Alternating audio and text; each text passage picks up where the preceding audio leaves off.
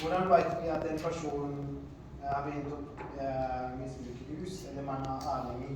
Så jeg har bare samlet en del tegn man kan se på, og så kan vi se litt på hvordan de forskjellige typer rusmidler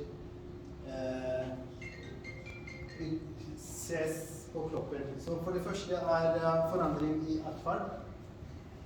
En av de tingene man ser er at det er brå forandring i atferdsmønsteret.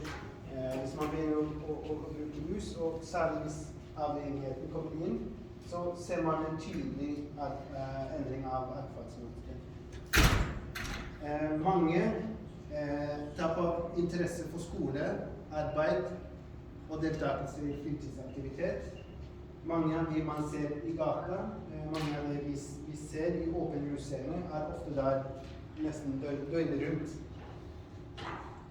For ungdommer ofte er det et godt tegn at man ikke går på skole. Fravær fra skole, rus og skole går ikke sammen. Så man ser ofte at det er fravær fra skole. At man isolerer seg. Man begynner å miste venner.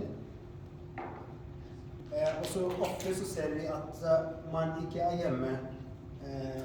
Ofte hvis man har foreldre som passer på. Det å finne seg rus, det å få tak i rus, er ikke lett. Og da ofte er man ute på kveldstid eller utenfor hjemme. Og så har man sol som kan supplere gjerne. Ja, nei, men det er fint. Så det er tegn, så det er forandring i atferd. Man også mister kontakt med de man kanskje har god kontakt med ofte. Og man mister, det vil si det et tegn er at for eksempel at hvis jeg hadde flere venner, så plutselig får jeg nye venner.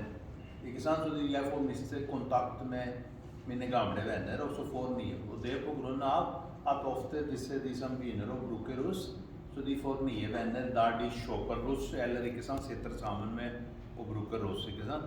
Og så mister man tilliten også både til foreldre og tidligere venner. Ja.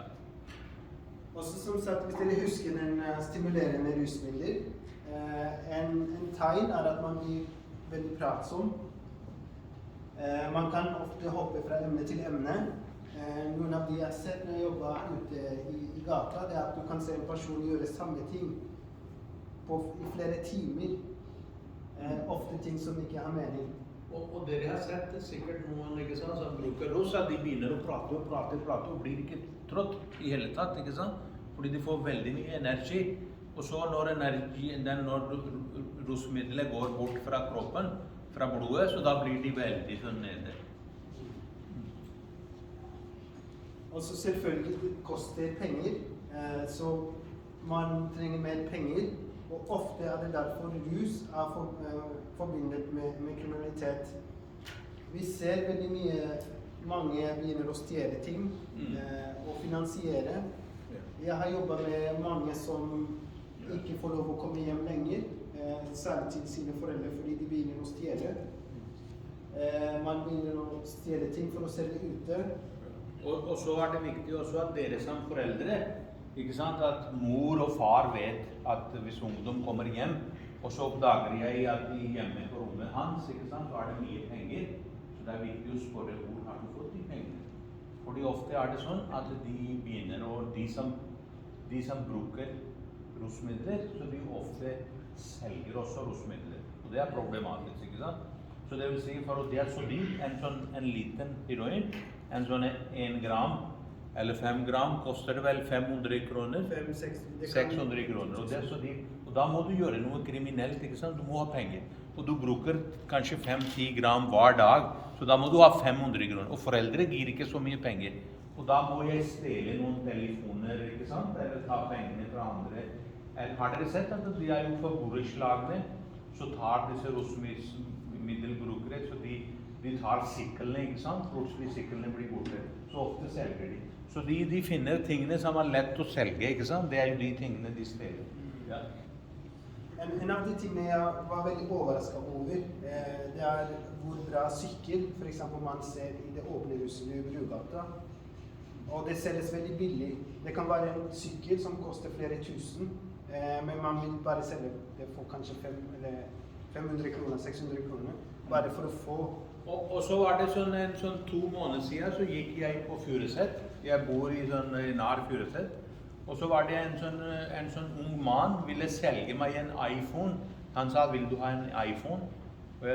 Jeg sa, hvor har du fått det? Nei, jeg har det, jeg vil selge det. Så hva det koster? 1000 kroner. En iPhone koster jo 8-9 000 kroner, ikke sant? Så jeg kunne få det 1000 kroner. Så de må bli kvitt med det og bli fort ferdig med det. Så det er veldig viktig at foreldre er obs på det, ikke sant? Og ser i rommene til disse ungdommene. Ikke sant? Og så har du hoppet over kanskje det var en til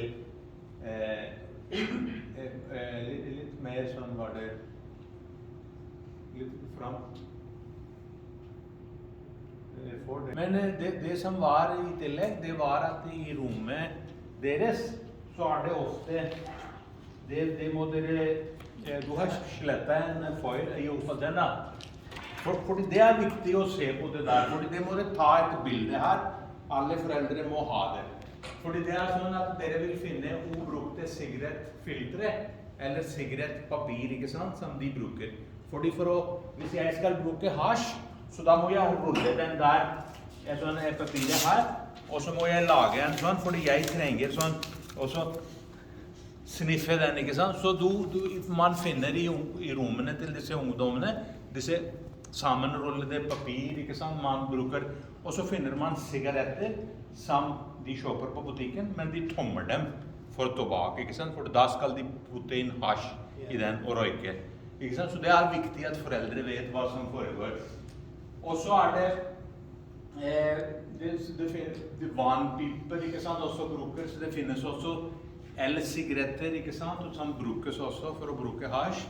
Og så er det veldig mange forskjellige, og så vil dere finne noe sånn, disse, hva heter den der, låsposer som du kan, ikke sant?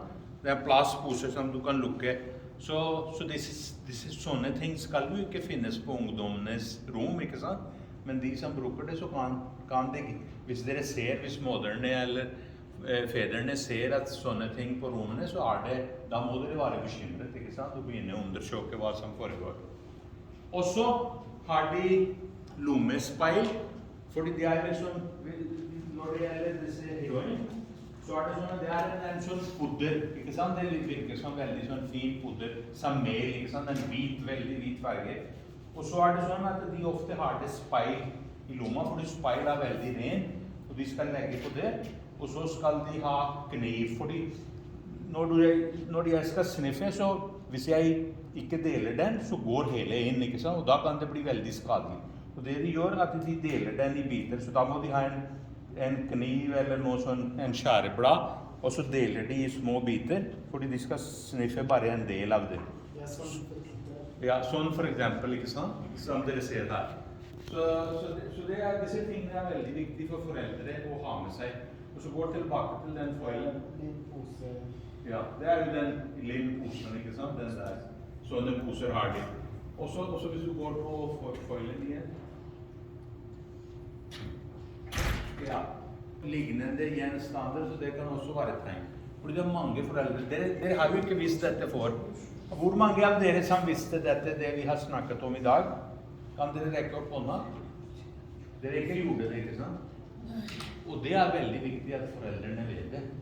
Fordi det er jo, dessverre, vi er jo veldig glad i våre unger, våre barn, ikke sant? Vi ønsker ikke at barna våre blir rusmisbrukere, fordi da er livet ferdig, da er man ødelagt, ikke sant? Og derfor er det veldig viktig at dere er på vakt og stopper ungdommene tidlig. Det er veldig mange, dere unger har jo veldig flotte og fine unger, så det er ingen fare med de som sitter her.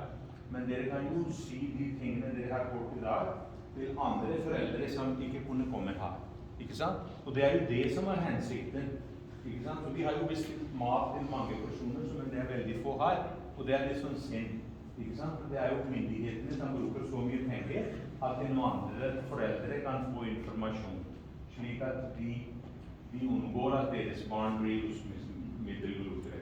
Og derfor er det viktig at når det er ikke mange kommer til dag, så dere kan snakke om tema med de andre som ikke er her, deres venner, familie og naboer. Ja. Da får dere savab. Ja, da får dere svar. Jeg har spørsmål. Ja, vær så god. For eksempel, hvis barn kommer hjem, den første tegnen, hvis som foreldre ser barnet forandring i ansikt, eller det står veldig viktig etter en time, hvis barn tar noen rusmidler, og så han kommer hjem, فيقيم تشوف الشيخ بيض عياقر تبعته Güzel. Da er det noen spørsmål som kan forholdes. hvordan den første tegnen. Det kommer an på type rusmidler man har brukt. Ja. Som jeg forklarte, det er forskjellige kategorier.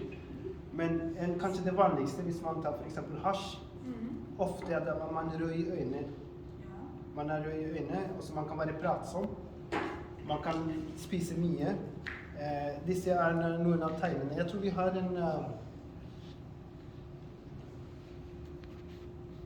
Ja, vi hadde jo den forrige. Ja, så vi har disse tegnene. Men det kommer an på hvilken type rusmidler man har brukt. Hvis man har tatt kokain, det er veldig sjeldent, men det blir store pupiller. Man snakker veldig mye. Pupiller, øynene blir store. Hvis kokain. Ja, hvis det er kokain. Ja. Heroin blir man veldig dempet. Ja. Ja, også hasj blir man kanskje pratsom, avslappet. Hva er mest populært? Det er hasj. Hasj. Fordi den er billigere, eller? Det er billigere, og så det er veldig mange som synes at det er ikke så farlig. Og det er veldig lett å få tak i. Lettere tilgang til det. Det er lettere tilgang, ja. Også kokain, og de er veldig dyre. Kokain og heroin er veldig dyre. Men angående den hasj da, hva skader hasj? Hva skader den? Den påvirker hjernen. Den rusmidlet i hasj heter THC, og den kobler seg til vi har en lege her. Men den gjør at man blir veldig rolig. Den kan, etter lang tid, kan det påvirke, særlig for ungdommer, utvikling av hjernen. Så etter lang tid, som sagt, det er forskjellige typer rusmidler, og noen kan være svake, noen kan være sterke. Men etter langvarig bruk av hasj, for eksempel man kan begynne å bli glemsk. Man kan... Det som skjer at et normalt barn skal jo vokse normalt, ikke sant? Så da må for å gjøre en bra karriere, ta en utdanning, få en god jobb, så da trenger man et friskt kropp trenger man, og så trenger man en frisk hjerne også, ikke sant? Og med alle disse rusmidlene, så problemet er at man blir dårlig både på kroppen og hjernen. Fordi hvis jeg bruker mye alkohol for eksempel, så klarer jeg ikke å konsentrere meg på jobb, ikke sant? Fordi da er det sånn at jeg klarer ikke å tenke jobb, fordi da hjernen fungerer ikke normalt. Og det samme gjelder ungdommer, ikke sant? Og så i tillegg får de veldig mye dårlig helse. For eksempel de som bruker veldig mye alkohol, de får jo problemer med lungene, ikke sant? De får problemer med magen, og så får de vekttap. Og det samme gjelder med disse narkotiske stoffene, fordi da blir man helt ødelagt. Og det som verste er, at første gang så man bare prøver litt, ikke sant? Sammen med venner. Ikke sant? Jeg kan gi mitt eksempel. Jeg begynte å røyke. Jeg har aldri brukt noe narkotika eller sånne ting, ikke alkohol. Men da jeg gikk på college, så begynte jeg å røyke sammen med en sånn 20-åring. Ikke sant? Og det var ikke på at jeg hadde ikke lyst på røyk, men det var bare at vennene mine gjorde det, så jeg fikk også prøve. Og så ble jeg avhengig av å røyke. Så røyka jeg i mange, mange år. Ikke sant? Ikke noe hasj og sånn, men vanlig røyk. Ikke sant? Og det, jeg tenker at men jeg sluttet for 30 år siden, men det som er, at ofte ungdom, de prøver seg bare for å moro skyld, ikke sant? At en av de vennene gjør, men man blir avhengig. Fordi alle disse, spesielt disse narkotiske midler, de gjør deg avhengig. Ikke sant? At først prøver du, så får du lyst på mer, og neste dag får du lyst på mer og mer. Og så til slutt så klarer du ikke leve. Har du ikke det, så begynner kroppen å skjelve. Har dere sett det? At de som bruker de som bruker, dere har sikkert sett noen som bruker, også de skjelver i hendene, dere skjelver. Ja, Brogata for eksempel. For det vil si at når de ikke får stoffet i kroppen, så begynner kroppen å reagere. Er ikke det Bishar som? Ja, jeg skal komme Da begynner de å skjelve. Ja,